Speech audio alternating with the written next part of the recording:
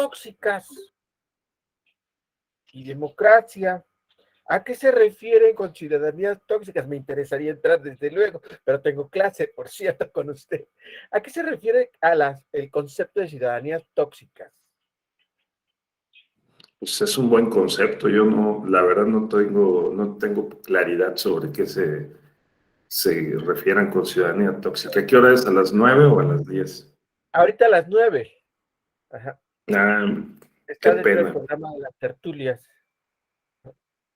Sí, Bueno, porque me llegan las notificaciones al celular precisamente sobre las actividades de la escuela y y está dentro de las.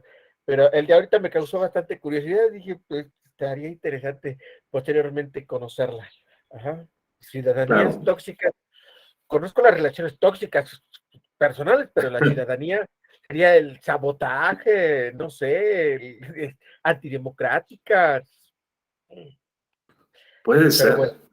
Sí, pues, probablemente, ¿no? Ha de estar asociado a las malas prácticas, algo así. Sí, lo vamos a ver, vamos a verificar. Bien, Ok. ¿cómo están? Bien, estamos llenos de noticias, ¿vieron?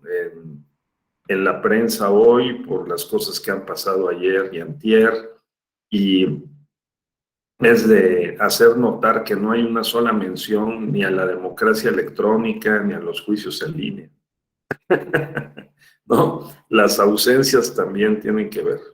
Entonces, pues es una ausencia muy notoria, porque,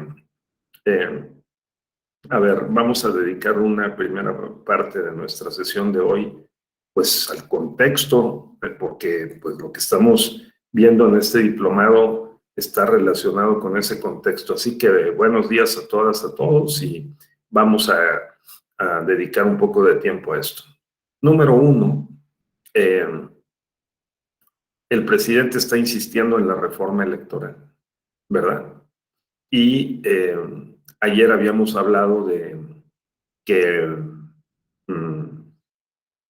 votar a los consejeros y a los magistrados, pues es una medida que no corresponde a nuestra tradición. Aunque en el siglo XIX les debo decir que conforme con la Constitución de 1857, los ministros eran electos, pero en el Congreso. O sea, como había voto indirecto, los ministros de la Suprema Corte eran propuestos por los congresos locales y los nombraba el Congreso Federal. Entonces eso. Sin embargo, bueno, la Constitución de 1917 modificó esa forma de nombramiento y se consolidó en los años subsecuentes. Es ajena a nuestra tradición más reciente, digamos, del último siglo, el que los ministros o los jueces sean electos. Ahora, hay algunos países en los que ya dijimos que son electos. En Estados Unidos, a nivel de los condados, en Bolivia, la Constitución de 2009 de Evo Morales, pues también planteó y ha desarrollado esta forma. Siempre hay una condición del poder que interviene en esta forma de nombramientos. Pues en Bolivia también, digamos, que los elija la ciudadanía no quiere decir que varios o la mayoría de los propuestos y electos pues no tenga una preferencia presidencial, ¿no? Del partido en el poder. Hoy hay sobre este asunto dos interesantes opiniones en la jornada, fíjense ustedes. En la jornada, el exconsejero y exdiputado federal, Jaime Cárdenas Gracia, opina que sería pertinente, que de esa manera se fortalecería a los consejeros y magistrados, sobre todo que no dependerían de los partidos políticos aparentemente, y sobre todo de lo que él llama las élites políticas, ¿no? Ahora, él sostiene que no deberían hacer campaña, porque pues imagínense que unos consejeros o magistrados hagan campaña, y que haya que financiar esas campañas, ¿no? Entonces, ¿qué les parecería a ustedes? Pues era un poquito complicado. Lo que se hace en Bolivia es que se abren franjas o tiempos fiscales oficiales en la televisión y en la radio y presentan los candidatos sus, sus, sus proyectos de trabajo, ¿no? Ahora, también hay que hacer notar una cuestión, hay que acercar la lente a estas cosas, ¿no? Hay que hacer notar que en Bolivia hay un solo organismo electoral que organiza las elecciones y resuelve los conflictos, no hay dos. O sea, el Tribunal Electoral Plurinacional hace la función que aquí en México hace el INE y la que hace el tribunal. Entonces tiene cierto sentido que esos personajes, que son 5, sean electos por la ciudadanía, ¿no? Entonces se llama Tribunal Electoral Plurinacional, porque hay una persona, la Constitución dice de 2009 que estará integrado por una persona debe ser de origen indígena, ¿sí? Otra persona debe ser de origen, bueno, por lo menos una, dice, de origen indígena, porque claro, porque Bolivia tiene el 60 o 70% de su población indígena. Entonces, también digo, ¿qué opinan ustedes? ¿No? Es una cuestión en donde la justicia, digo, el principio de representación material y, vamos a decir, de especial, o sea, de segmentos específicos de la sociedad interculturalmente, pues parece cobrar bastante justificación, ¿no? Yo no sé, pues, en México tenemos el criterio de adscripción con base en la conciencia. El artículo 2 de la Constitución dice que la conciencia será el criterio de adscripción. Así que si uno se cree, se siente y se identifica con un pueblo o comunidad indígena, pues podemos ser zapotecas o podemos ser náhuatl, ¿no? Ayer estaba yo viendo, entre paréntesis, en la W Radio, que estaban transmitiendo el partido de fútbol. Yo eso no lo había visto nunca en español, y lo estaban transmitiendo también en un idioma indígena que no alcancé a identificar. Me parece que era o náhuatl o zapoteco, ¿no?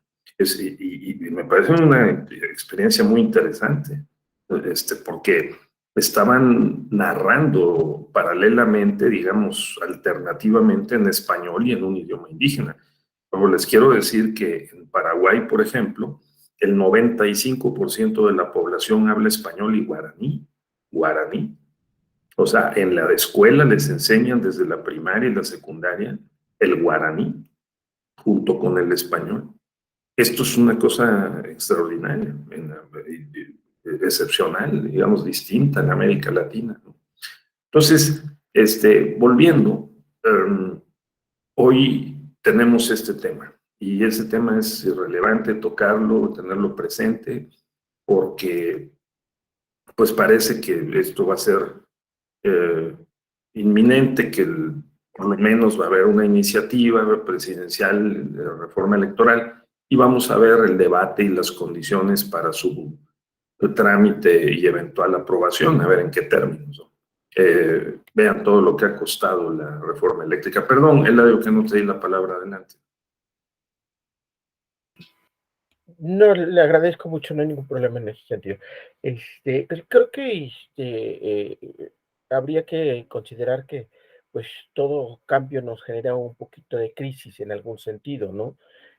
Por ejemplo, en este caso, la propia revocación de mandato nos genera crisis nacional, cuando, bueno, es un avance democrático, deberíamos de verlo desde ese punto de vista, podría ser, ¿no?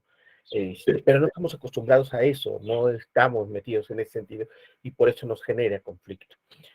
ahorita, por ejemplo, esta propuesta con respecto de los órganos electorales, pues también nos genera ese conflicto cuando ya venimos nosotros, pues en una estabilidad, podríamos decirlo. Frente a estos desencuentros, pues lamentablemente se genera también ese propio conflicto.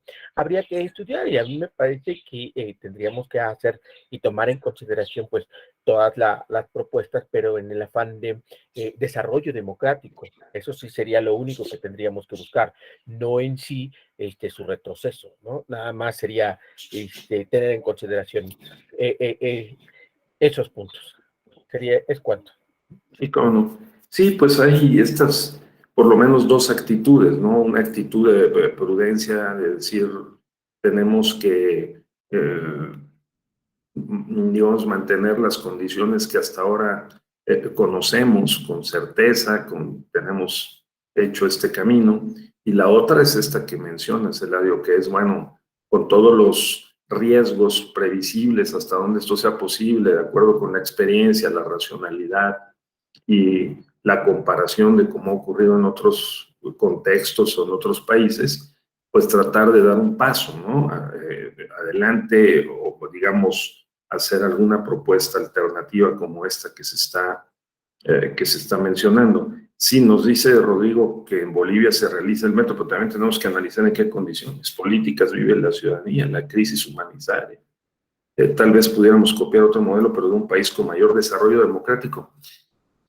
Sí, en cierto sentido, Rodrigo, y también para efectos del voto electrónico, de las urnas electrónicas y de la justicia electoral o justicia electoral en línea o electoral digital, habría que considerar este apunte de Rodrigo, ¿no? Porque dice, ¿cuál es la razón para plantear la reforma? ¿Cuál sería el planteamiento del problema? Sí, claro. Sí, digamos que el problema es reiteradamente que, a ver, este gobierno ha promovido y está en la Constitución el principio de austeridad. Es un Estado ahora no solo republicano, democrático, sino también austero, principio de austeridad. Entonces, con base en ese principio de austeridad, considerando, este es un asunto ético muy profundo, muy complejo además, que es la estructura social desigual en el país, ¿sí? Pues esta desigualdad, que es notoria, que dependiendo de los criterios que se usen entre el 60 y el 70% de los 127 millones de mexicanos, tiene alguna clase de deficiencia, insuficiencia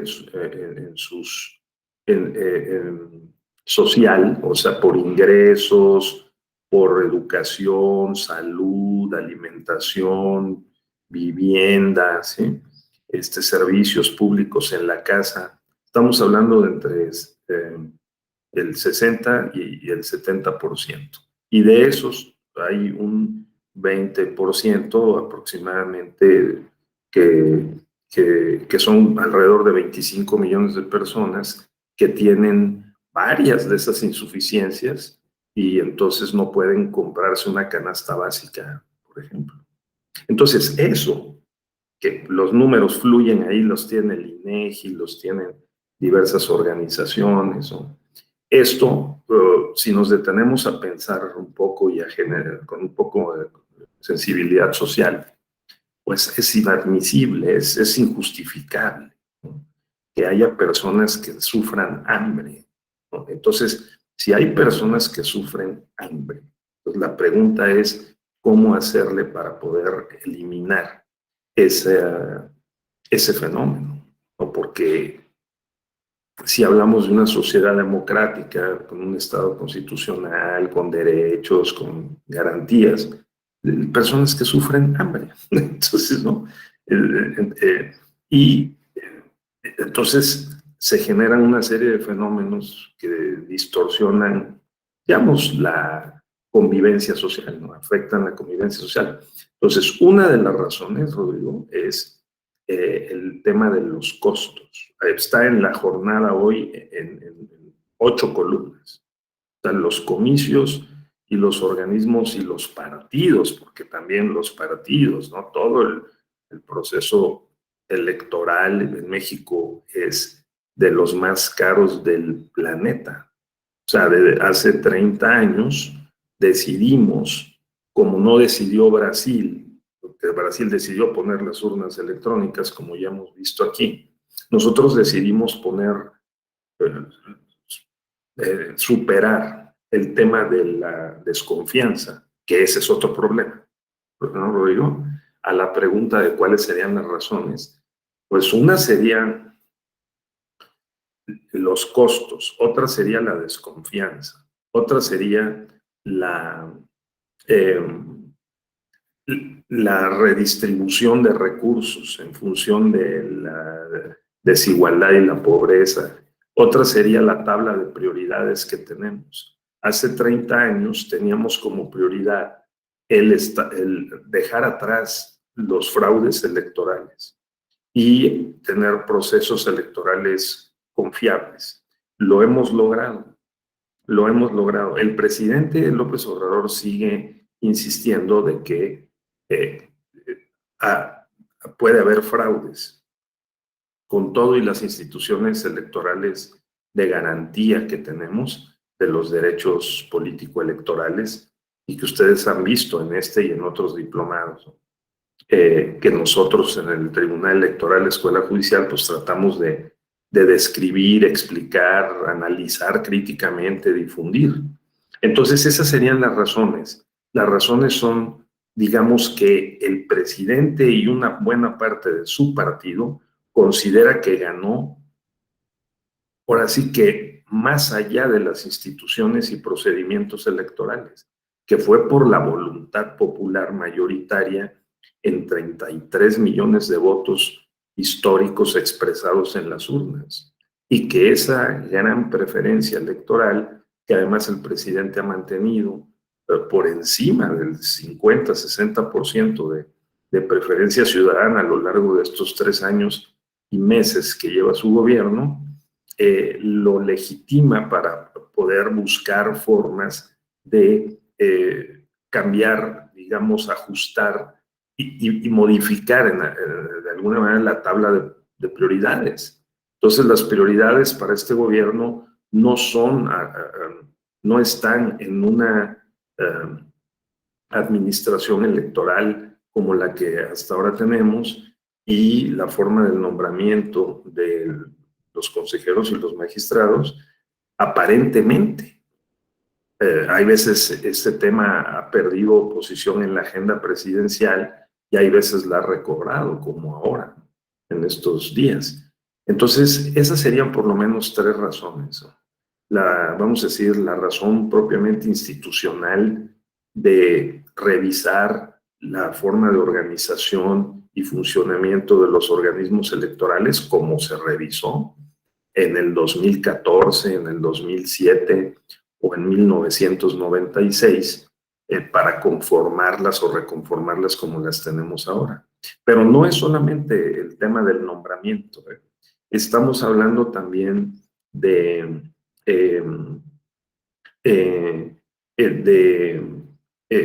probablemente revisar el periodo electoral es muy largo. Nosotros comenzamos en septiembre y terminamos en agosto del año siguiente. Los procesos electorales, fíjate, es de los países, México, que tiene el proceso electoral más extenso en tiempo, más prolongado. Entonces la pregunta es si nos conviene que sea así, bajo las condiciones además de inseguridad y, ¿no?, de criminalidad, de un contexto complejo y de los costos que origina tener un proceso electoral que dure 11 meses, porque comienzan con los aspirantes a manifestar sus intenciones de competir pues, en septiembre del año 2020, ¿no? Esto ocurrirá, imagínense ustedes, en septiembre del 2023, o sea, el año que viene. El año que viene. Y después comienzan digamos, los procedimientos internos o procesos internos de los partidos políticos para seleccionar a sus candidatos. Después comienzan los registros internos de los candidatos, hacen campaña, las precampañas, y después se registran. Después hay un periodo en el que se llama intercampañas, para revisar la idoneidad de las candidaturas que ya se registran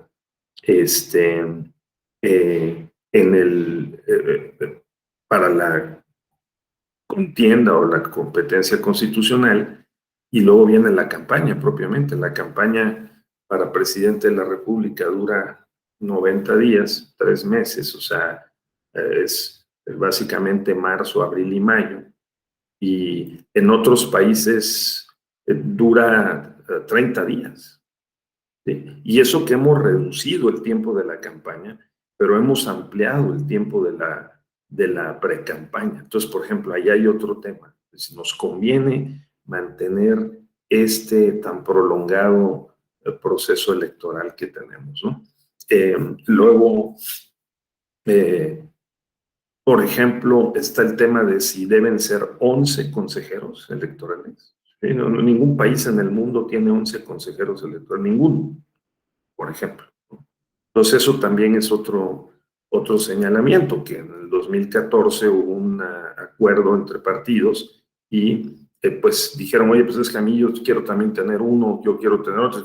Pues aumentamos de 9 a 11. Si les vamos a aumentar las facultades, porque sí se aumentaron las facultades de fiscalización, de supervisión de la propaganda, etcétera, entonces pues también que haya más consejeros. Entonces pasamos de tener 9 a tener 11. Y entonces eso es otro elemento que llama la atención comparativamente. En ningún país hay siquiera 7, son 5 consejeros. O por ejemplo, como en Brasil, pues son 5, y esos 5 además incluyen no solo la organización de las elecciones, sino la resolución de los conflictos. Entonces, lo que decía Rodrigo es muy importante, porque el contexto sí hace la diferencia. Hay que revisar con cuidado, ciertamente, cuáles son las razones, no solo de sistema, de concepto, sino también de contexto, y cuáles serían los efectos que podría generar, ¿verdad? Unos cambios de esta naturaleza, ¿no? Entonces, sí, es el argumento, Rodrigo, yo lo entiendo. Con la reforma electoral no se acabará la desigualdad social. De hecho, no se acabará nunca, pero sí se puede atemperar, ¿no? Puede haber un mensaje de que tenemos una conciencia y sensibilidad de que las cosas pues no están bien, o ustedes creen que sí están bien, ¿no? Y no toquemos nada, o sea, mantengámosla así como está. O sea, también hay que tener un poquito de conciencia, sensibilidad, y mandar unos mensajes, ¿no? Y tratar de adecuar un poco las instituciones a un contexto que es retador, es complejo, en todos los niveles, ¿no? Si dejamos las cosas como están o persistimos en mantener también un Estado y unas instituciones como si estuviéramos viviendo en Suiza, pues vamos a terminar en África, ¿no? O sea, el contexto mexicano sea causado por el capitalismo, por la globalización, por el neoliberalismo, por lo contrario del neoliberalismo, por el populismo, por lo que ustedes gusten, pero es un contexto muy preocupante, ¿no? Porque está la sociedad muy polarizada, hay mucha irritación social, los jóvenes no tienen las oportunidades que debieran, o sea, algo no está funcionando bien. Ahora, puede ser también que las soluciones que se han propuesto en esta administración, en este gobierno, sean parcialmente correctas, y aparte habrá que ver la implementación, y parcialmente no. También habría que hacer un examen crítico. Para eso es este proceso de revocación. tenemos la oportunidad el 10 de abril de decir, oye, yo no estoy de acuerdo, yo no estoy de acuerdo. Aparte de votar en la boleta, tal vez se podría poner ahí, no estoy de acuerdo. Entonces, ¿no? Entonces, o sí estoy de acuerdo. Entonces, sí es complejo. Bien, yo quería, pues, contextualizar un poquito y llamar la atención de lo que estábamos viendo en este diplomado, ¿no? Sobre la tecnología digital aplicada a los procesos electorales y a la justicia. Ahí voy, Eladio. Porque está ausente en esta discusión. Y ustedes díganme si después de lo que hemos visto en este diplomado, consideran que sería bien visto un instrumento que facilitaría las cosas, reforzaría la garantía de las elecciones con integridad, ¿no? Que nos ayudaría a reducir malas prácticas, que supondría una inversión al inicio, pero que después se recupera porque no tenemos cada 3 años que estar mandando a imprimir boletas, a hacer todo, hacer toda la logística que vuelve costosa las elecciones. Y también del lado de los partidos políticos, porque de los miles de millones de pesos que destinamos a las elecciones, una buena parte, que es un poco menos de la mitad, es para los partidos políticos. O sea, nosotros tenemos partidos políticos con unas burocracias profesionalizadas, especializadas. Hay directores generales, hay subdirectores, hay jefes de departamento en los partidos políticos. Y les pagan muy bien. O sea, no. Entonces, eso también es parte de lo que cuestan las elecciones, ¿no? O sea, en la bolsa y en el costo total de las elecciones va esa parte destinada a los partidos. De hecho, el Instituto Nacional Electoral, los funcionarios en varias ocasiones han dicho que, bueno, que para hacer una evaluación de cuánto cuestan las elecciones en México y si son caras o no, se toma en cuenta también el monto que va destinado a los partidos, porque es un monto de alrededor de 5,000 millones de pesos. Entonces, sí, tienen, Ramiro, estructuras grandes, ¿no? Entonces también, digamos, este ejercicio no de reflexión y de autocrítica, ¿no? Y de heterocrítica no es solamente para los organismos electorales, es para todos los sujetos políticos electorales, para los partidos, para los medios, para las redes. Es un momento interesante. Eso sí, en medio de procesos electorales, ¿no? Está la revocación, 10 de abril, y luego los 6 procesos electorales en junio.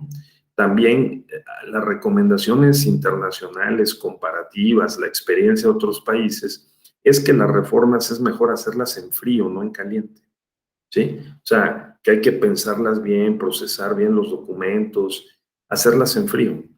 No que sea el resultado también de un resquemor, un resentimiento, una reacción, pues eso sería lo ideal, que las reformas se planearan y se proyectaran en frío, ¿no? Pero bueno, ahora también tener muy claros cuáles son los objetivos, porque en materia electoral de representación política hay objetivos que pueden entrar en tensión. Por ejemplo, está el objetivo de fortalecer la representación. Si queremos fortalecer la representación, habría que tomar ciertas medidas. Otra posibilidad es aumentar la autenticidad de los comicios y de los organismos electorales. Entonces hay que tomar otro tipo de medidas, habría que ver cuáles. ¿Qué es lo que decía Rodrigo? O sea, que hay que pensarle, pues sí, desde luego hay que pensarle para ver cómo se justifica. Si la idea es que cuesten menos, entonces hay que tomar otro tipo de medidas. Una de esas medidas puede ser hacer un plan estratégico para ir tecnificando el resto de lo que no está tecnificado de las elecciones. Porque claro que está tecnificado, ¿no? Es decir, el registro electoral, ya les dije, hemos comentado que tenemos uno de los más confiables en el mundo, pues hacemos el trámite de manera digital, la credencial, pues nos la dan físicamente, pero ya se ha propuesto también que la credencial pueda ser digital. O sea, pues, ¿no? Y que tengamos una identificación general para todo lo que no sea la credencial para votar, que esa sea un instrumento, un medio de identidad, de identificación para todas y todos, ¿no? Como pasa en otros países. En Estados Unidos tienes un número de seguridad social y ese número de seguridad social vale para todos los trámites. O sea, es el instrumento, el medio de identidad oficial. O sea, tú llegas y te preguntan por tu Social Security Number. Si no tienes el Social Security Number, pues ahora sí que no existes. O sea, no puedes hacer trámites bancarios y demás, ¿no? Entonces, aquí nosotros tenemos la credencial para votar con fotografía, que pues le hemos invertido mucho dinero y se ha convertido en un instrumento muy confiable. Entonces tenemos que considerar esa parte, ¿no? Y terminar de tecnificar, pues, sobre todo el voto. Las urnas electrónicas, no tendríamos por qué no, o sea, ese es el siglo XXI.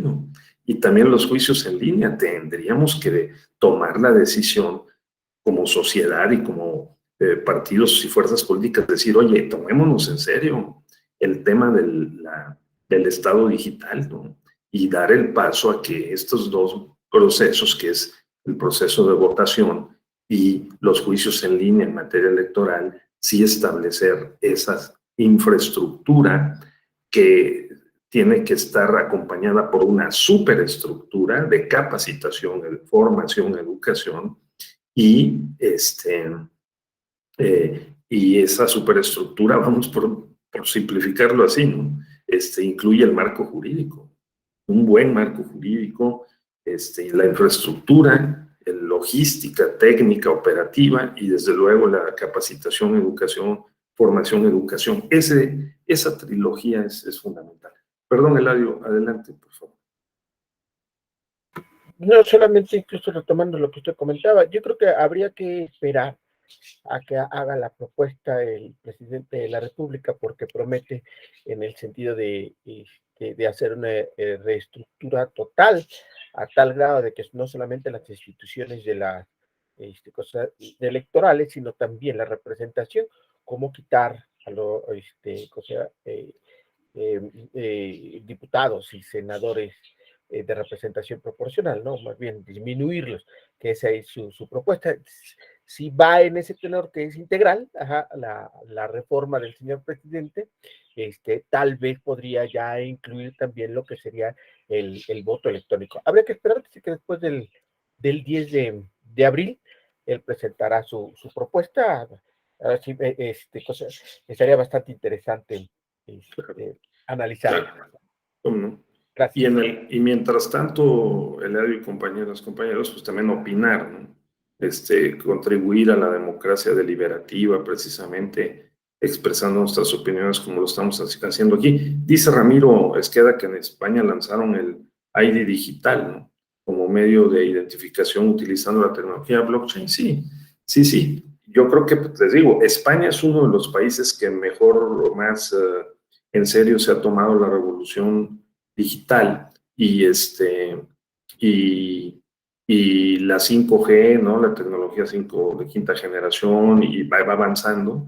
Yo creo que, bueno, pues fueron españoles los que hicieron este documento que mencioné ayer, ¿no? De este informe Alter Work, para ver cómo va el tema del cambio de la abogacía analógica a la abogacía digital.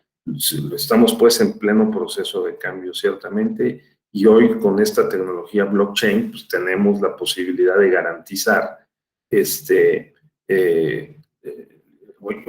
la integridad de los usos, ¿verdad?, de informáticos y de fortalecer la garantía de las elecciones. Bien, entonces, yo quería dejar apuntado esto, que no lo pierdan ustedes de vista, que están interesados en el tema electoral. En este diplomado lo estamos examinando desde el ángulo de las aplicaciones de la tecnología digital a los diferentes aspectos de los procesos electorales y particularmente la justicia electoral digital. Pues regreso a nuestro cuadro de ayer, ¿no?, para retomar esta ruta y comentar que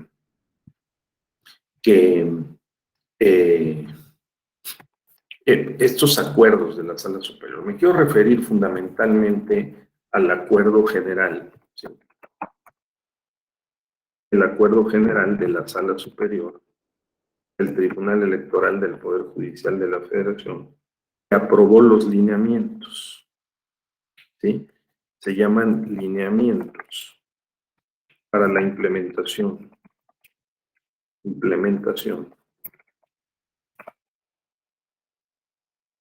y desarrollo del juicio en línea en materia electoral,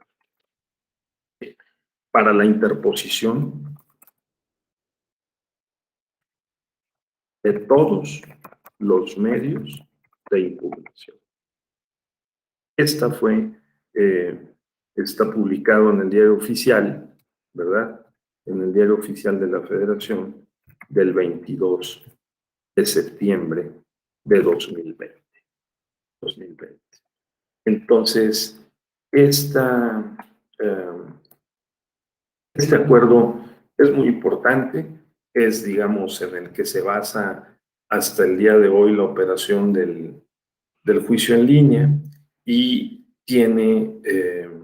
es un acuerdo que está integrado por de diversos títulos, capítulos, ¿no?, en el que se va desglosando cómo es que se hace la operación del juicio en línea. Entonces, se los recomiendo mucho que lo tengan presente. Yo vamos a sobrevolarlo aquí.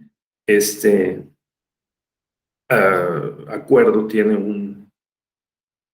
unos considerandos en los que se hace referencia, pues, precisamente a que la pandemia vino a obligar, ¿verdad?, a que se estableciera una vía electrónica para tramitar los juicios electorales, que hay también, que hubo una sincronización con lo que hizo la Suprema Corte de Justicia, el Consejo de la Judicatura, el Tribunal Electoral y la Suprema Corte, digamos, se sincronizaron a través de las instancias correspondientes, el Consejo de la Judicatura y la Comisión de Administración, que son los dos órganos de administración, tanto por un lado de la Corte y del Poder Judicial de la Federación, o sea, el Consejo de la Judicatura, y la Comisión de Administración por el lado del Tribunal Electoral, pues para poder ir para instrumentar estos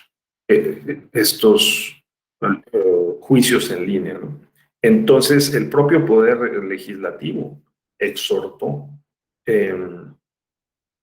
a que se utilizaran los medios electrónicos, porque pues la pandemia nos sorprendió a todos. Hace exactamente 2 años estábamos metidos a finales de marzo e inicios de abril en, pues, una incertidumbre mayúscula, porque no teníamos claro si la pandemia recién declarada por la Organización Mundial de la Salud iba a tener una prolongación en el tiempo o no, cuál era su magnitud, ¿no?, su profundidad y sus efectos. Así que la idea es, gira los acuerdos, este acuerdo gira en torno a 2 elementos fundamentales, ¿sí?, que uno es la firma electrónica. Es decir, la firma electrónica es un elemento fundamental. Sin la firma electrónica, pues no se puede, no es posible, ¿no?, utilizar el juicio en línea. Entonces, la firma electrónica. Esto ya representa un primer problema, porque, pues, sí se requiere invertir algo de tiempo, varias horas, hay que gestionar la firma electrónica, pero la puede uno bajar incluso en la aplicación de un teléfono celular, y es posible, pues, estar en comunicación con el tribunal, recibir las notificaciones, estar al tanto de nuestra cuenta institucional, ¿verdad? La cuenta que nos abren para tal efecto, pero sí requerimos o la e-firma que otorga el Servicio de Administración Tributaria o la FIREL, la firma electrónica que ha habilitado el Poder Judicial de la Federación, ¿no? Pero eso es un punto clave. Y el segundo es el expediente electrónico. Gira en torno a esos dos. Sin esos dos, pues no es posible operar el sistema de justicia en línea, justicia electoral en línea. Entonces, en el acuerdo se dice que, bueno, hay un compromiso, lógicamente, por eso hablábamos en este diplomado del Estado constitucional y los derechos humanos, hay un compromiso que está en el artículo 8 de la Declaración Universal de los Derechos Humanos, que está en el artículo 25 de la Convención Americana sobre Derechos Humanos. Ya hemos dicho aquí ayer y lo hemos repetido, el artículo 17 de la Constitución, ¿sí? Cuyo finalidad es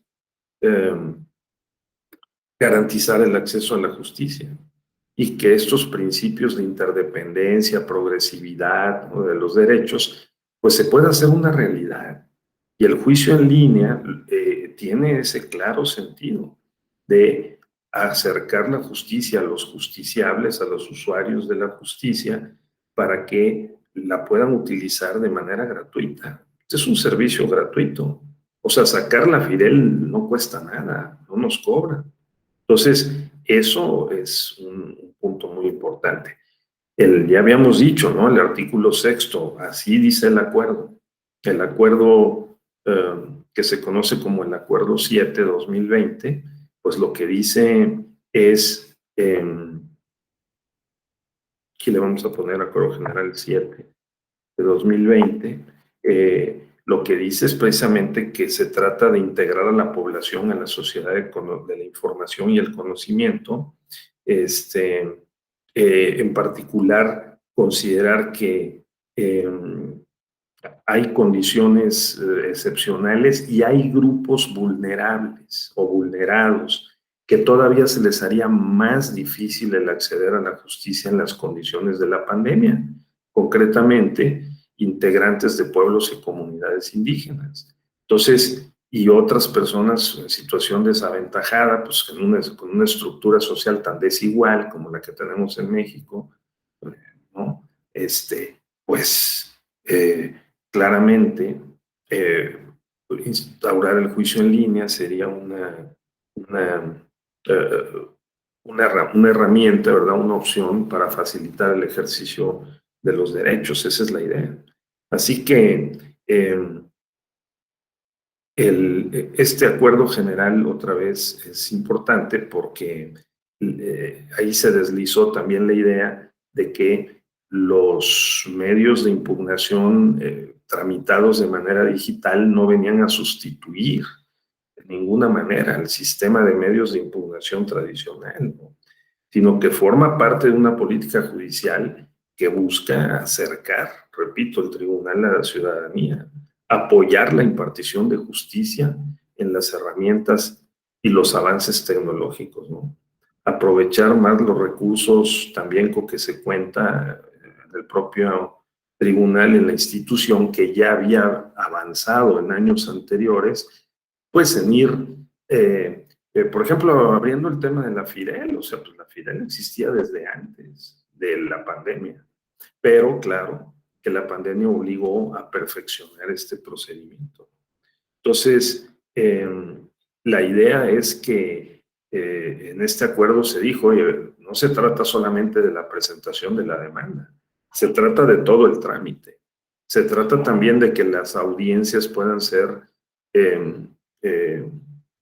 a distancia, ¿verdad? Y que las sentencias también pues se notifiquen por vía electrónica. No perdamos de vista, no sé ustedes, yo tuve la desfortuna en ese año 2020, en junio, de contagiarme de COVID. Y pues sí, es un asunto pues inquietante, ¿no? Porque llega un momento en que uno sí siente que puede uno descender a una condición pues muy débil de salud y entonces pues uno decía, oye, pues qué bueno que se instrumentan estos medios digitales para poder operar y seguir,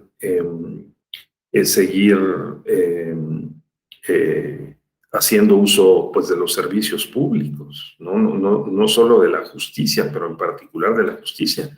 Ahora, tampoco fue una respuesta contundente e inmediata, o sea, hay que ponerse en el lugar de los propios ingenieros informáticos y los operadores del sistema para también sensibilizar que no es tan sencillo, ¿no? Que es complicado bajo las condiciones de la pandemia, desde acudir a las oficinas hasta pues hacer los trabajos de diseño y de ingeniería y operación informática para poner a disposición del público este instrumento. Como ustedes lo verán en el último módulo del diplomado, pues, o sea, el juicio en línea ha representado todo un trabajo técnico especializado en donde un equipo multidisciplinario de trabajo pues coloca diversos insumos para poder trasladar todo el procedimiento, ¿no?, judicial al entorno digital, y que podamos al entrar a ese espacio digital, pues identificar todas las posibilidades de la presentación de la demanda, para poder llenar los elementos de una demanda, las pruebas, ¿no?, para poder desahogar esas pruebas, realizar las audiencias, los alegatos, las sentencias, o sea, todo el procedimiento, todo el procedimiento. Entonces es un trabajo mayúsculo. Fíjense nada más, el artículo primero de este acuerdo establece algo muy importante, muy importante. La utilización del sistema del juicio en línea para la interposición y trámite, resolución de los medios de impugnación es optativa, ¿sí? Esto es muy importante. El uso del sistema es optativo, dice el acuerdo, ¿sí? Entonces, y es vinculante para las autoridades o órganos responsables que deseen colaborar para cumplir con sus obligaciones legales en la vía electrónica. El uso del sistema es optativo para los justiciables y obligatorio para las autoridades.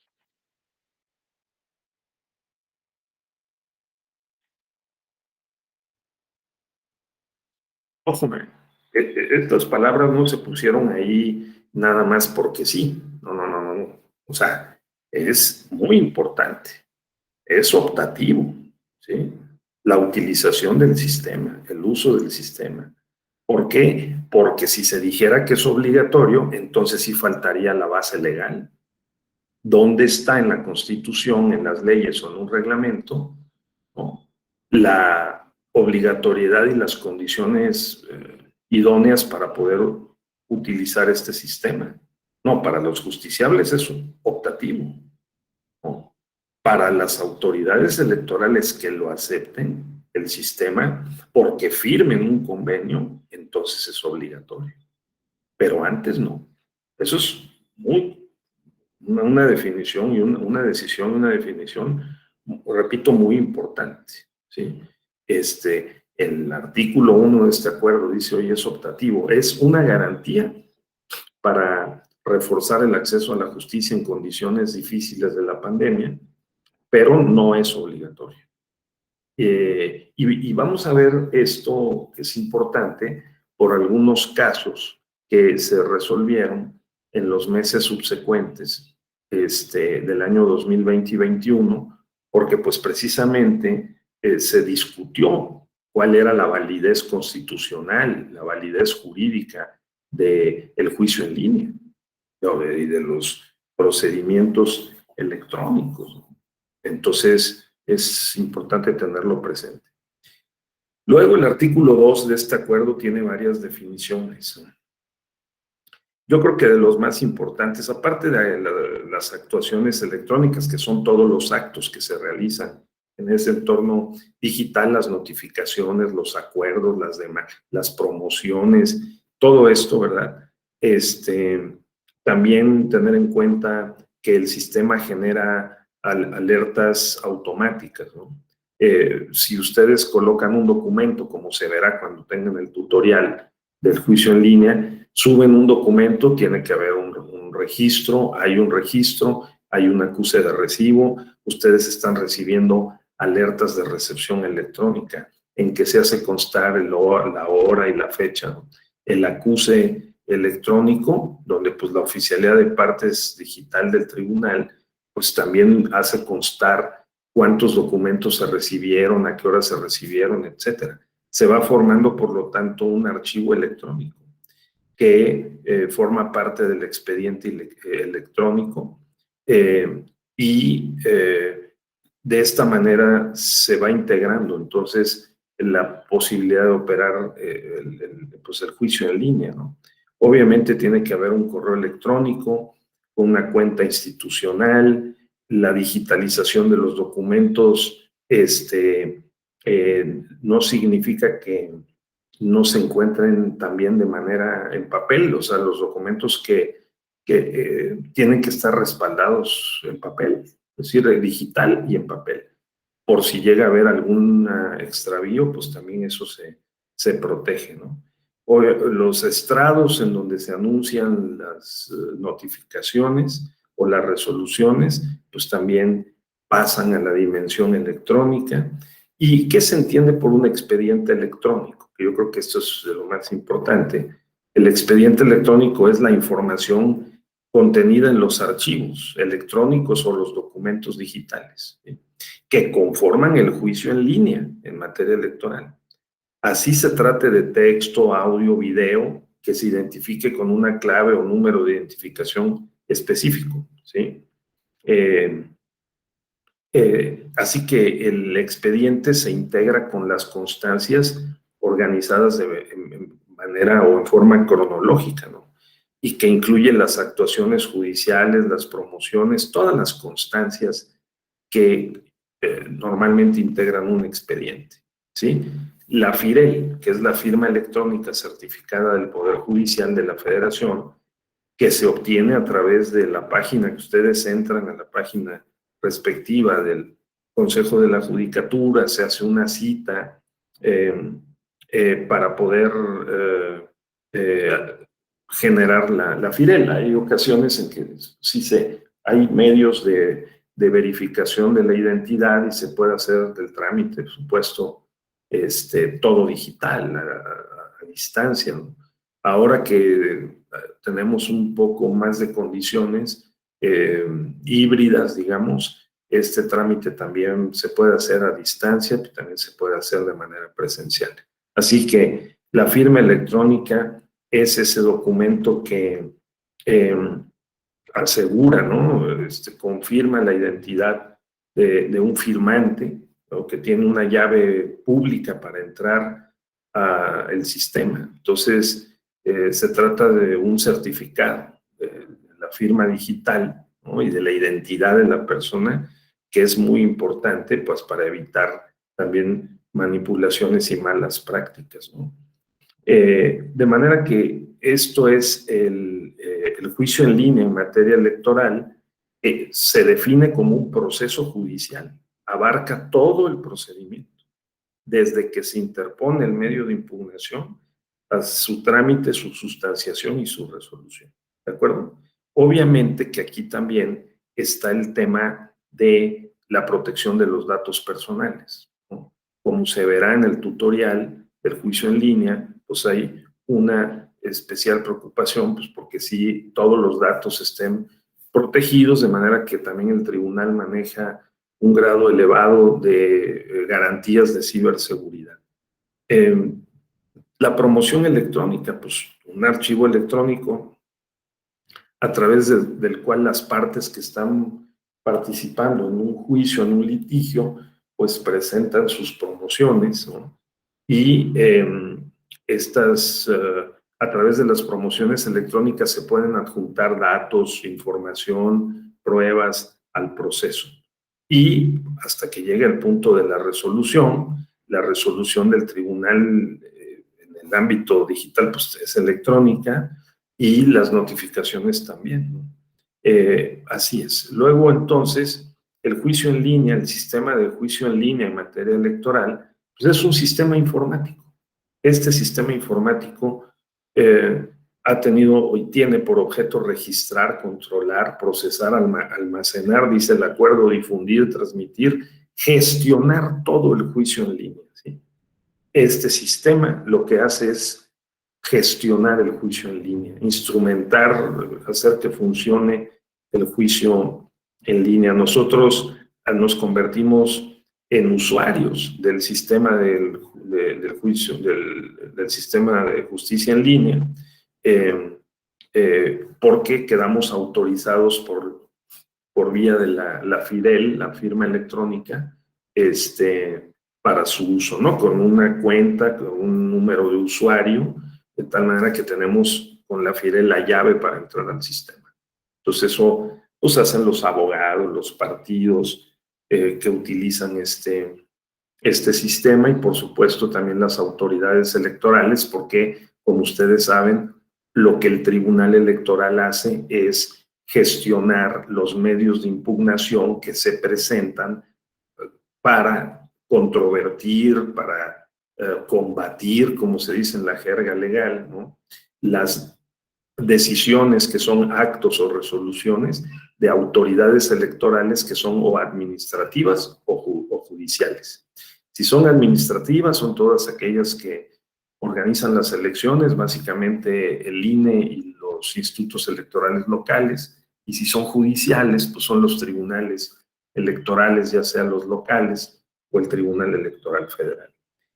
Porque también, pues, estos medios de impugnación se pueden presentar en contra de las decisiones que toman las propias salas regionales del Tribunal Electoral, ¿verdad? Entonces, ¿qué es lo que se requiere? Pues se requiere que esta infraestructura digital con las plataformas que hemos venido mencionando, pues estén instaladas y que operen en todo el país, porque si no tienen los institutos electorales que son locales y el INE, que son las autoridades electorales responsables, ¿no?, que organizan las elecciones y cuya organización es supervisada por el VAR, ¿no? Pues el VAR, que es el tribunal es el equivalente al VAR del fútbol, ¿no? O sea, revisa que las jugadas y que las reglas se hayan cumplido, aplicado debidamente para la contienda, para el juego electoral.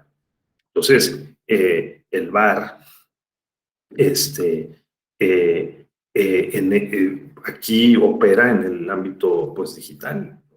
Entonces, de esa manera, pues, también es posible, al trasladar, digamos, que todas las gestiones y trámites de un procedimiento judicial al ámbito digital, pues es posible identificar también por esa vía los errores, las violaciones que se cometan en el juego, y pues tomar la decisión correspondiente, ¿no?, a través de la sentencia. Ese es el sentido. Entonces, tengámoslo en cuenta. Están autorizadas las videoconferencias, obviamente, y otras formas de interacción remota con base en este acuerdo, ¿sí? Así que lo primero es tramitar la FIDEL para tener la llave para operar el sistema del juicio en línea y los medios de impugnación, ¿sí?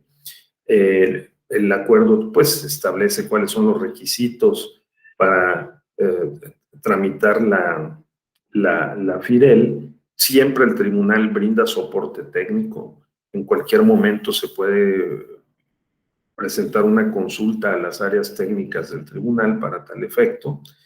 Entonces, se presentan también los terceros interesados, que en el lenguaje procesal, pues es todo aquel que tenga un interés justificable dentro del juicio, y también puede tener acceso, pues, al expediente digital, o sea, participar dentro del procedimiento.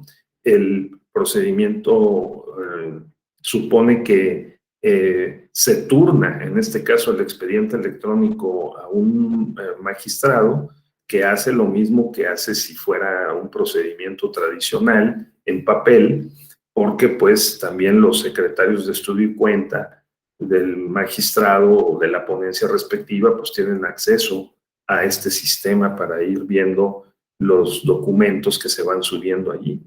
De tal suerte que, bueno, es importante que existan estos convenios, están en camino, se han firmado algunos convenios con algunos tribunales y organismos electorales, pero siempre tenemos el problema de los recursos. Como ya mencionamos ayer y en otros momentos, el problema es un problema de que no hay una política nacional, ¿sí? Para poder instrumentar con el marco jurídico de respaldo, el presupuesto correspondiente, y los mandatos, ¿no? Y yo diría que un plan, un programa estratégico, de manera contundente, vigorosa, el juicio en línea y, digamos, la justicia electoral digital. Porque recuerden ustedes, también hemos dicho que la justicia electoral digital se distingue del juicio en línea, aunque el juicio en línea es lo que tenemos ahorita. Pues es la posibilidad de acercar la forma de acceder al sistema de justicia electoral, ¿no? Digital. Pero la justicia electoral digital es mucho más que el juicio en línea. La justicia electoral digital es la infraestructura y la superestructura, es que tengamos toda una política nacional consistente de incorporación de los procesos judiciales electorales y de los justiciables y de los usuarios de la justicia al mundo digital, ¿no? A la modalidad digital, y ahí sí nos falta todavía bastante por hacer, ¿no? Entonces, ¿hay integridad en los documentos que se incorporen al sistema? Por supuesto que sí. El expediente digital electrónico está protegido, está súper protegido. Le ha costado mucho trabajo y recursos al tribunal, que es decir, al pueblo de México, el hacer este sistema, ¿no? De tal suerte que, repito, todo aquel que tenga un interés jurídico en el asunto puede ser autorizado para incorporarse al juicio en línea correspondiente a través del sistema del juicio en línea, ¿no? Entonces, siempre el tema de la cuenta institucional y de las firmas. Las irregularidades que se lleguen a presentar, la sustracción, destrucción, ocultamiento, ¿no?, de algunos documentos o su mal uso, también se denuncia adentro del tribunal, en la Dirección General de Sistemas, se aplica la Ley General de Responsabilidades de los Servidores Públicos. O sea, también hay aquí pues lo mismo que ocurriría en un trámite tradicional de un juicio, pues una serie de obligaciones de cuidar estos documentos, ¿no? Siempre contaremos con el soporte técnico los usuarios. El tribunal brinda este servicio de soporte técnico, ¿verdad? Luego, entonces, el sistema de juicio en línea cuenta con una bitácora. Todo movimiento, todo intento de ingresar al sistema, todo queda registrado, y eso también abona a la seguridad de la operación de este sistema o de esta modalidad, ¿verdad? Luego, entonces, ¿qué medios de impugnación se pueden presentar a través del sistema? Todos los medios de impugnación. Ustedes lo van a ver en el simulador, en el último módulo de este diplomado, cómo pues están previstos todos los medios de impugnación para pues verificar los resultados de la elección, para verificar los actos, las resoluciones que van tomando las salas del tribunal, las salas regionales, y por supuesto que se puede presentar también un juicio de la ciudadanía o un juicio de revisión electoral, de revisión constitucional. Todos los medios de impugnación que están previstos en la ley se pueden interponer, ¿verdad? A través del sistema del juicio en línea. Entonces,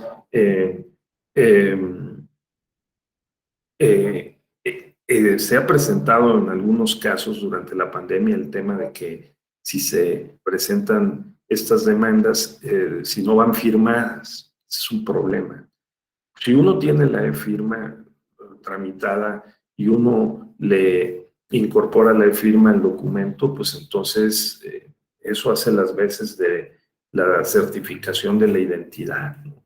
Ahora, pero si no van firmadas, hay una posibilidad de ir personalmente a ratificar. O sea, esto es otra posibilidad. O sea, uno puede presentar la demanda de manera digital y luego puede, para romper el plazo, y presentarse para ratificar la demanda. Eso es otra posibilidad, sí. Pero debo decir otra vez que es muy importante que si hay si se presenta por esta vía una demanda, pues sí se le tiene también que dar el aviso a la autoridad responsable y eventualmente vaya a cumplir con los requisitos, los trámites para que estén enteradas las partes y el usuario se le puede pedir que ante la eventualidad de que la presente la demanda sin la e-firma, pues sí la tiene que ratificar. Entonces eso sí tiene que ser de manera presencial. Bien, en el acuerdo ustedes, que se lo recomiendo mucho, ustedes pues pueden revisar, ¿verdad? Todos los procedimientos y trámites están previstos allí. Todas las incidencias posibles, ¿verdad? Así que si una vez que se opta por el medio electrónico, tiene que seguirse el trámite del juicio por la vía electrónica. Entonces, creo que nos brinda bastantes facilidades. Al principio puede ser un poquito laborioso el trámite de la firma digital, pero una vez que uno lo tiene, entonces las cosas se facilitan. Las audiencias y los alegatos se llevan a cabo por videoconferencia. La herramienta digital permite que esto ocurra en tiempo real. Los magistrados, magistradas y los abogados pues se han venido acostumbrando a que esto ocurra. Así que cuando se llevan a cabo esas videoconferencias, pues obviamente se verifica la identidad, la llamada capacidad, ¿no? La personalidad procesal para participar en la audiencia y eso también es una garantía de que el procedimiento puede ser más rápido, se pueden reducir tiempos y podemos tener una justicia más pronta y expedita, ¿no? En todo momento también puede haber conciliaciones, el procedimiento conciliatorio. Hay algunas pruebas que son de cierto tipo, ¿no? Que son periciales, sobre todo documentales o técnicas, pues que tienen que aportar físicamente antes de la celebración de la audiencia. En general, el trámite puede ser todo digital, pero hay algún tipo de pruebas que cuando se trata de probar malas prácticas, fraudes y demás, que los notarios públicos también hacen certificaciones o se tienen que hacer alguna reconstrucción o de cómo se cuidaron los paquetes electorales, la cadena de custodia, pues esas pruebas, algunas de esas, si bien constan en un video o fotografías, también se pueden aportar. Por ejemplo, las cajas, pues ¿cómo le vamos a hacer? Con las boletas, debemos que digitalizarlas todas, ¿no? Sino que se presentan de manera física. Bien, yo creo que con esto es suficiente para que ustedes tengan, compañeros, pues un panorama que van a confirmar, vamos a confirmar cuando veamos el tema de el juicio en línea, ¿no? Pues esto se ha venido operando de esta manera y ahora yo quisiera pasar a relatar, a describir algunos casos. Obviamente, otra vez, esto no, en un mundo humano no funciona de manera automática, ¿no? Entonces tenemos, por ejemplo, que o sea, además la vida presenta y la vida política electoral y en su dimensión legal y judicial, pues siempre nos está presentando eh, modalidades, ¿no? Entonces, por ejemplo, tenemos el caso Oaxaca, vamos a llamarlo así, el caso Oaxaca, que es un caso que se presentó un recurso de reconsideración. Cuando ustedes vean REC, es recurso de reconsideración, el número 74, diagonal 2020, ¿sí? En este recurso, fíjense ustedes lo que se planteó. En este recurso oaxaqueño, en 2020, se planteó que hubo una competencia dentro de un pueblo, comunidad indígena, alejado 4 horas y media de la ciudad capital de Oaxaca y desde luego a cientos de kilómetros de la sala regional Jalapa, ¿sí? Y entonces allí hubo una elección interna. Los el candidato a la presidencia municipal de ese pueblo indígena, de esa comunidad indígena, un municipio indígena que perdió la elección, fíjense ustedes, se vino a quejar junto con otra persona ante el Tribunal Electoral local y luego ante la sala regional de que los había amenazado el presidente municipal electo y que había ido a la casa de ellos y les había advertido que si seguían grillando y si seguían metiéndose con él, pues les iba a pesar, ¿no? Y los iba a sancionar, de alguna manera castigar. Entonces, pues ellos lo que hicieron, porque además se cruzaba hace 2 años exactamente, la Semana Santa, y había además las fiestas del pueblo.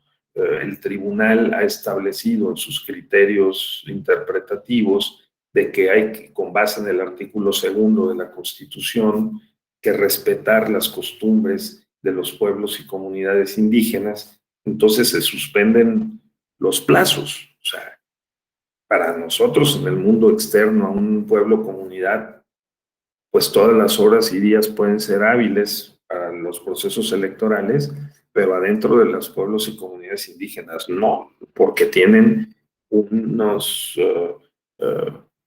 costumbres, ¿no? En el sentido de que esos días son pues inhábiles y que cumplen funciones rituales y comunitarias.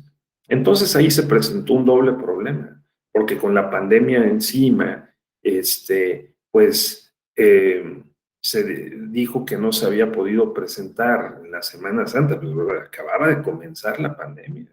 Se habían suspendido las funciones ordinarias de los tribunales y se estaba implementando medidas provisionales urgentes para poder recibir este tipo de demandas.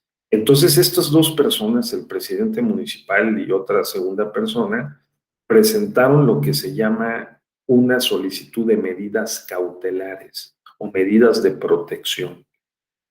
Pues ante la amenaza, ¿verdad? O el riesgo de que pudieran sufrir alguna represalia por parte del presidente municipal electo.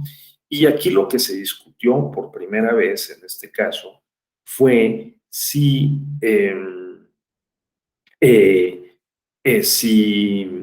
si era válido, si era legal, ¿no?, que se presentara por una vía electrónica. O sea, porque mandaron un correo electrónico, ¿sí?, diciendo que el Tribunal Electoral local pues no los estaba atendiendo. Lo mandaron a la sala regional y la sala regional dijo, oigan, pues yo creo que voy a desechar.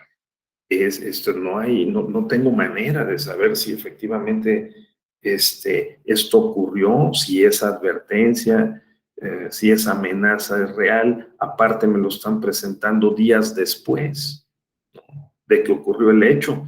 Las medidas cautelares o las demandas se tienen que presentar en un cierto plazo, y esto lo están presentando días después de que pasó el plazo. Entonces, el recurso de reconsideración dentro del Tribunal Electoral permite que la Sala Superior, cuando tenga conocimiento, le avisen o detecte que hay un caso singular o excepcional como este, lo puede atraer, ¿sí? O si se le presenta los propios quejosos vienen a través del recurso de reconsideración en contra de la resolución de la sala regional, pues entonces también se tiene que atender. La sala superior atendió este asunto y consideró de manera excepcional, considerando la pandemia, considerando la Semana Santa, considerando las condiciones, se trata de un conflicto adentro de un pueblo y comunidad indígena, considerando los criterios de justicia inclusiva, de tratar de prever y no agravar, ¿no?, conflictos, pues que pudiera desahogarse, y ordenó la sala superior que se hiciera del conocimiento de la Secretaría de Seguridad Pública, de la Fiscalía de Oaxaca, de la Secretaría General de Gobierno, para que atendieran este asunto. Aquí, compañeras, compañeros, yo quiero llamar la atención de ustedes, fíjate, Eladio y compañeros, ¿no? Sobre este asunto, porque llama a la justicia inclusiva y a la sensibilidad. ¿Ustedes qué habrían hecho? ¿Ustedes qué habrían hecho si fueran magistrados? ¿Habrían tomado la decisión que tomó el tribunal o la sala regional, el tribunal local o la sala regional, decir, se te pasó el tiempo, tú debiste haberme presentado esto cuatro días después de que supiste, ¿no? De esta, que dices que el presidente municipal te hizo esta advertencia, ¿no?, un tanto en tono amenazante, y dejarlo pasar, o hacer lo que hizo la sala superior, decir, no, momento, no. Estamos hablando, número uno, de que hay pandemia. Número dos, a todos nos sorprendió la situación pandémica y se están apenas adaptando unos instrumentos para acceder a la justicia.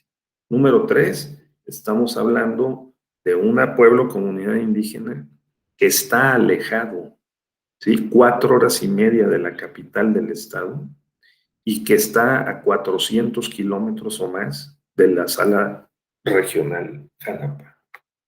O sea, pongámonos en esa hipótesis, ya sea que fuéramos los usuarios de la justicia o magistrados.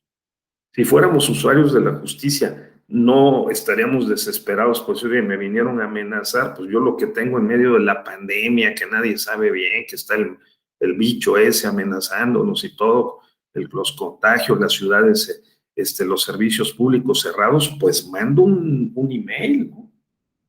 Mando un email, ¿o no, Eladio? ¿No, Alberto? O sea, tú por lo pronto salvas la cuestión, es lo primero que hay que hacer y puede pasarnos a cualquiera de nosotros. O sea, este es el sentido de la sensibilidad jurídica, ¿no?, y judicial, de la justicia, de decir, oye, espérame, pues yo por lo pronto doy aviso. Y les digo, ¿y sabes qué? Estoy siendo objeto de unas advertencias, amenazas, y lo hago de tu conocimiento. Oye, que me lo hiciste por conocimiento en la madrugada, que habían pasado los 4 días, que lo hiciste por vía electrónica, que no estoy seguro ni de quién eres, no viene firmada la comunicación. Sí, pues ¿dónde la vas a escanear la firma? No tienes la Fidel, o sea, vaya, es una situación excepcional. Entonces, Guillermo, la cuestión es ser sensibles, ¿no? Considerar que hay que tomar cartas en el asunto. ¿Qué cuesta, no?, si no es más que atención, sensibilidad de los servidores públicos? Decir, aquí se presentó este asunto y lo que vamos a hacer es acoger la demanda y decirle a las autoridades locales de Oaxaca que nos ha llegado esta demanda y que la atiendan, que atiendan a estas personas, que tomen cartas en el asunto. Eso fue lo que hizo la Sala Superior. ¿De acuerdo? Entonces, ¿por qué? Porque obviamente el presidente municipal, cuando le notificaron, a ver, ¿qué decía al respecto? dijo que era mentira. Se dijo, no, yo no he amenazado a nadie, estas personas están mintiendo, obviamente lo negó. Y obviamente dijo, y ustedes no debieron haber recibido eso por vía electrónica, eso lo debieron haber recibido con un escrito firmado dentro de los 4 días posteriores a cuando estas personas dicen que yo los amenacé, etcétera. ¿De acuerdo?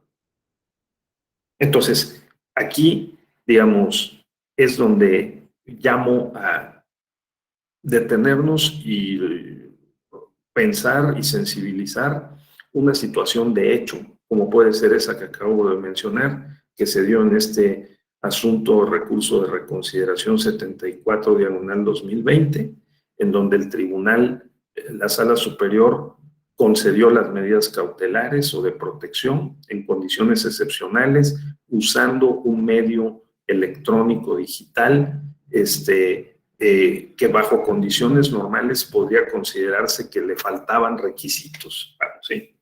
Pero un sentido de la justicia inclusivo, flexible, ¿no? Más efectivo, eficaz, pronto, en la medida de lo posible, expedito, pues sí lleva a considerar que hay algo hay que hacer, ¿no, Eladio? Y esto es el decir, bueno, o sea, preventivamente por lo menos aceptamos esto y le avisamos a las autoridades locales. Creo que es un criterio razonable, ¿no? Que Ramiro, que sí, sí procede. Decía Ramiro que el per saltum, sí, hay casos en que por el per saltum, digamos, haciendo equivalente lo que ocurre adentro de los partidos políticos, podemos decir la comunidad, un integrante de la comunidad, pues sí, oye, yo no puedo ir al tribunal electoral local, no puedo ir a la sala regional, me voy directo porque el asunto es tan urgente que tiene que ser atendido. A ver, Ramiro, por favor. Así es, señora, justamente lo está diciendo. Creo que las matices más importantes de este tipo de asuntos que tienen que ver con las medidas cautelares es precisamente eso que acaba de señalar respecto al peligro en la demora y la apariencia del buen derecho, señor. A ver, explica a los compañeros qué es la demora y sobre todo la apariencia del buen derecho. Claro, señor. La apariencia del buen derecho es una técnica que utilizan los tribunales para realizar un asomo adelantado a la legalidad o ilegalidad de algo, a la constitucionalidad o inconstitucional de algo. Es decir, de una lectura del escrito inicial de demanda o de solicitud de medidas cautelares, el tribunal puede advertir que es muy posible que efectivamente quien lo promueva tenga razón. Ahí es donde entra el otro principio del peligro en la demora. Como muy posiblemente o muy probablemente esta persona que solicite las medidas tenga la razón, hay una urgencia en su causa de pedir, que es otra cosa aparte. Entonces, a efecto de no seguir exponiendo a un riesgo mucho mayor algún derecho humano, es que el tribunal o la autoridad correspondiente otorga esas medidas cautelares, pero las otorga en función de esa conjugación de la apariencia del buen derecho y del peligro en la demora, señor. Muy bien. Entonces, bastante clara la explicación de Ramiro, ¿no? Gracias, Ramiro. Este asunto. Luego hubo otros dos, ha habido varios, pero yo entresacado y hemos que destacar, ¿verdad? El que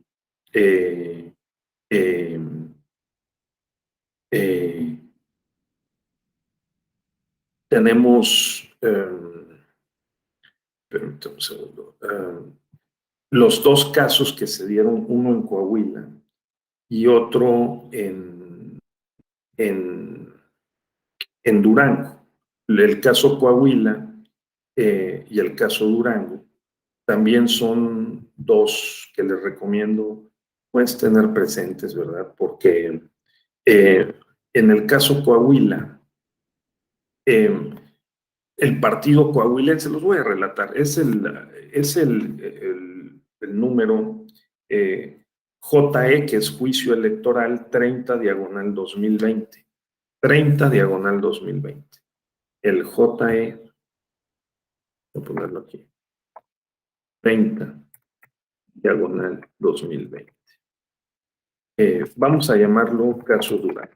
También hay otro muy parecido, que es el JRC 7-2020. Bueno, el caso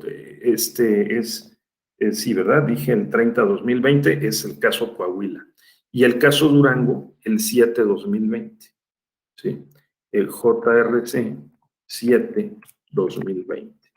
Este es el caso, aquel es el caso Coahuila y este es el caso Durango.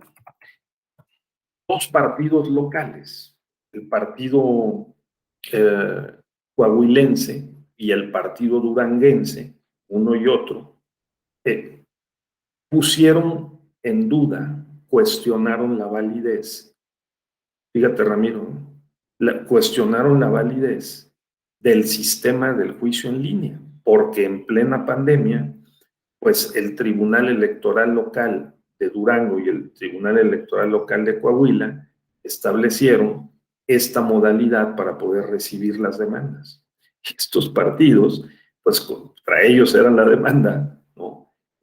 Combatieron la validez de este sistema.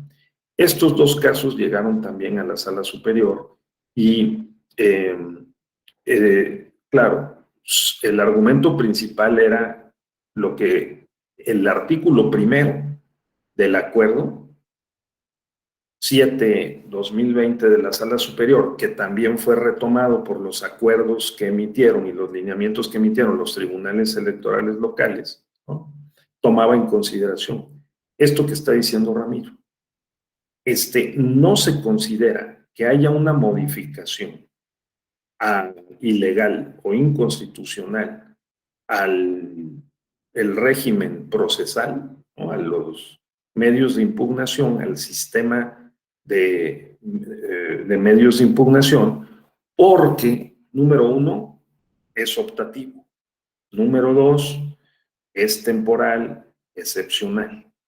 Y por lo tanto, no requiere un marco constitucional, que es lo que alegaban los quejosos, ¿no? O sea, los dos partidos, el coahuilense y el duranguense, decían, oye, ¿de dónde sacaron los magistrados del Tribunal Electoral de Durango, de Coahuila, el sistema digital, va a ser habilitar unos correos electrónicos para presentar las demandas si la Constitución no dice que estén autorizados para hacer eso? Y si la ley electoral procesal local establece esa posibilidad, pues lo establece desde hace 10 años y nunca lo hicieron. O sea, nunca habilitaron el correo electrónico. Entonces, lo combatieron.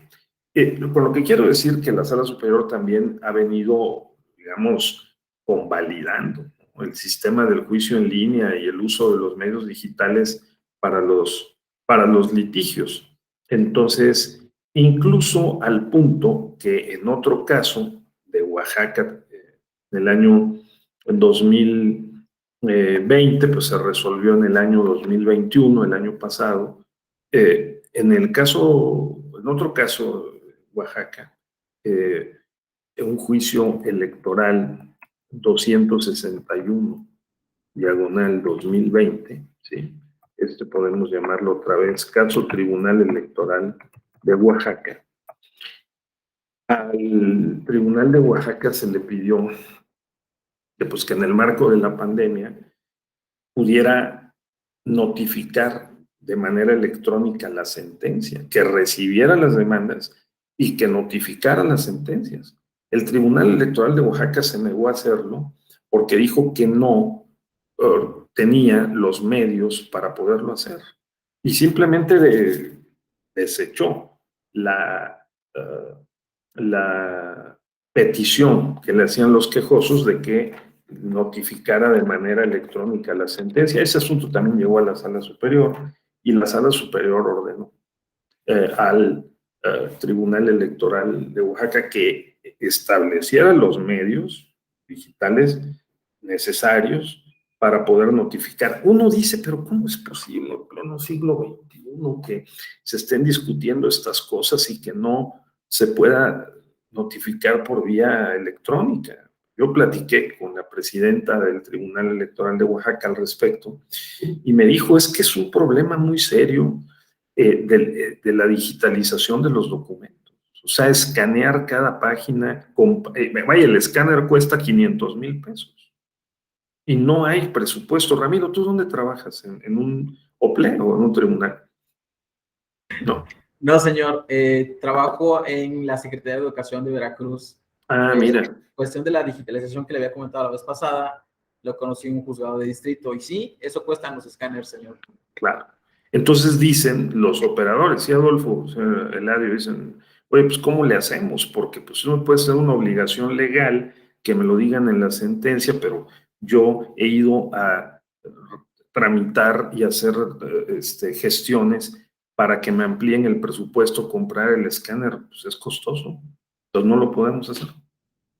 Entonces, esto lo digo pues con todas sus letras para tener también conciencia y sensibilidad de los problemas a los que nos enfrentamos, ¿no, Ramiro? Porque mientras no haya una política nacional que acompañe con infraestructura y con superestructura este proceso, pues no quiero ser pesimista, pero sí realista, ¿no?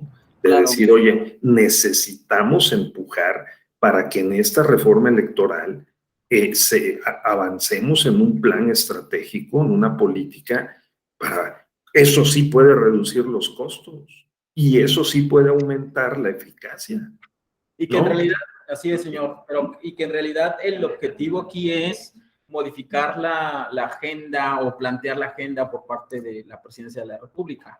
En realidad esto no tiene nada que ver con que si se gasta mucho, se gasta poco. Es la forma de que el titular del Poder Ejecutivo ha encontrado para pues manipular la comunicación, mantener ese poder dentro de la agenda de comunicación política de todo el país. Y le ha funcionado, señor. Sí. Bueno, pues la habilidad, ¿no?, de la comunicación política y del uso precisamente de los medios digitales para mantener este posicionamiento en la opinión pública es evidente. Muy bien, compañeras, compañeros. No sé si tengan ustedes algún comentario. Haciendo una recapitulación, tengamos en cuenta este acuerdo 7/2020 de la Sala Superior. Están ahí los lineamientos para la operación del juicio en línea. Obviamente, con base en ese acuerdo, varios tribunales electorales locales fueron tomando el modelo y lo fueron instrumentando, le agregaron también algunos elementos y hubo algunos juicios que cuestionaron la validez de este sistema de juicio en línea. La Sala Superior lo fue convalidando y lo fue consolidando y hoy, como veremos en el tutorial, en el último módulo, pues funciona, ¿no? Todo es cuestión también de que quienes se dediquen a esta materia procesal, pues sí tengan su FIDEL, gestionen su firma electrónica, utilicen el juicio en línea y se pueden ahorrar, desde luego, muchos traslados y facilitar los trámites, ¿no? Entonces, eso quería yo mencionarles. Dice Ramiro, sí, el trámite tarda 2 días, ¿no? Sí, al principio sí es tardado y medio engorroso. Nosotros mismos que trabajamos dentro del tribunal para poder gestionar la e-firma, pues hemos tenido que hacer la cita, hacer el trámite, y además si no te reconoce bien facialmente tus rasgos, ahí tienes que regresar y otra vez, pero estamos en eso, pues también, digamos, es parte de la vida, ¿no? Pero claro, cuando se requiere hacer este trámite porque se va a convertir en un usuario del sistema, pues yo creo que sí es conveniente, ¿no?